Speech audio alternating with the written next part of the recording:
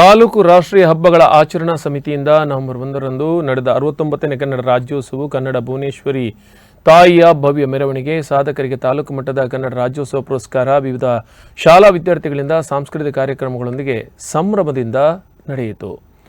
ಪುತ್ತೂರಿನ ದರ್ಬೆ ವೃತ್ತದ ಬಳಿಯಿಂದ ಕನ್ನಡ ಭುವನೇಶ್ವರಿಯ ಭವ್ಯ ಮೆರವಣಿಗೆ ನಡೆಯಿತು. ಮೆರವಣಿಗೆ ಶಾಸಕ ಅಶೋಕ್ ಕುಮಾರ್ ರೈ ಅವರು ಉದ್ಘಾಟಿಸುವ ಮೂಲಕ ಚಾಲನೆ ದೊರೆಯಿತು. ಬಳಿಕ ಕನ್ನಡ ಭುವನೇಶ್ವರಿಯ ರಥದ ಜೊತೆಗೆ ಶಾಸಕರ ಹಾಗೂ ಅಧಿಕಾರಿಗಳು, ವಿವಿಧ ಸಂಘ ಸಂಸ್ಥೆಗಳು, ಶಿಕ್ಷಣ ಸಂಸ್ಥೆಗಳ ಮುಖ್ಯಸ್ಥರು, ಶಿಕ್ಷಕರು ಹಾಗೂ ವಿದ್ಯಾರ್ಥಿಗಳು ಮೆರವಣಿಗೆಯಲ್ಲಿ ಕಾಲ್ನಡಿಗೆಯಲ್ಲಿ ಸಾಗಿ ಬಂದರು. ದರ್ಬೆಯಿಂದ ಹೊರಟ ಮೆರವಣಿಗೆ ಮುಖ್ಯ ರಸ್ತೆಯ ಮೂಲಕ ಸಾಗಿ ಕಿಲ್ಲೆ ಮೈದಾನ ಬಳಿಯ ಮಂಗಲ್ ಪಾಂಡೆ ಚೌಕದ ಬಳಿ ಸಂಪನ್ನಗೊಂಡಿತು.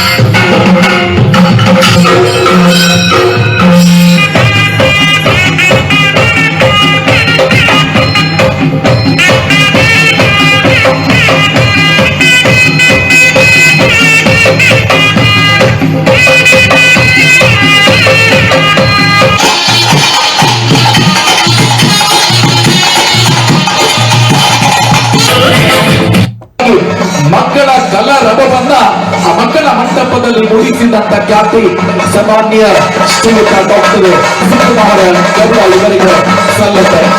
ಕನ್ನಡದ ಸಾಹಿತ್ಯ ಕ್ಷೇತ್ರಕ್ಕೆ ಸಾಮಾನ್ಯ ಡಾಕ್ಟರ್ ಸುಕುಮಾರ ಗೌಡ ನೀಡಿದ ಕೊಡುಗೆ ಅಪಾರ. ಇವತ್ತು ಮಕ್ಕಳ ಮಂಟಪದ ಮೂಲಕ ಹೊಸ ರೀತಿಯ ಬೆಳವಣಿಗೆಯಿಂದ ಆಡಳಿತದ ವತಿಯಿಂದ ಅತ್ಯಂತ ಗೌರವಪೂರ್ವಕವಾಗಿ ಸನ್ಮಾನಿಸುತ್ತಿದ್ದೇವೆ. ಎಲ್ಲ ಪ್ರೇಕ್ಷಕ ಬಂಧುಗಳೇ, ಒಂದು ಚಪ್ಪಾಳೆ ಡಾಕ್ಟರ್ ಸುಕುಮಾರ ಗೌಡ ಇವರಿಗೆ. ಅತಿಥಿ ಬಂಧುಗಳು, ಮಾನ್ಯ ನಗರಸಭಾ ಅಧ್ಯಕ್ಷರ ಎಲ್ಲ ತಾಲೂಕು ಮಟ್ಟದ ಕನ್ನಡ ರಾಜ್ಯೋತ್ಸವ ಪ್ರಶಸ್ತಿ ವಿಜೇತರಿಗೆ ಅತ್ಯಂತ ಗೌರವಪೂರ್ವಕ ಸ್ವಾಗತ. ಆ ನಂತರ ಕರ್ನಾಟಕದ ಬಾವುಟವನ್ನು ಮಾನ್ಯ ಗೌರವಾನ್ವಿತ ಶಾಸಕರು ಉದ್ಘಾಟನೆ ಮಾಡಿದ್ದಾರೆ.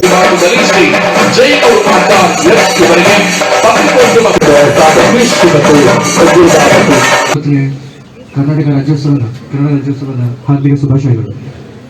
ಇಂದಿನ ನಾವೇ ಇಲ್ಲಿ ಯಾಕೆ ಸೇರಿಸಿದೀವಿ ಅಂತ ತಮ್ಮೆಲ್ಲರಿಗೆ ಗೊತ್ತಿದೆ. ಸೊ ಅದರ ಬಗ್ಗೆ ಇತಿಹಾಸ ಬಗ್ಗೆ ನಾನು ಜಾಸ್ತಿ ಮಾತಾಡಲ್ಲ. ಆದರೂ ಸಂಕ್ಷಿಪ್ತವಾಗಿ ಹೇಳಿದರೆ, ಇಂದಿನ ದಿವಸ 1950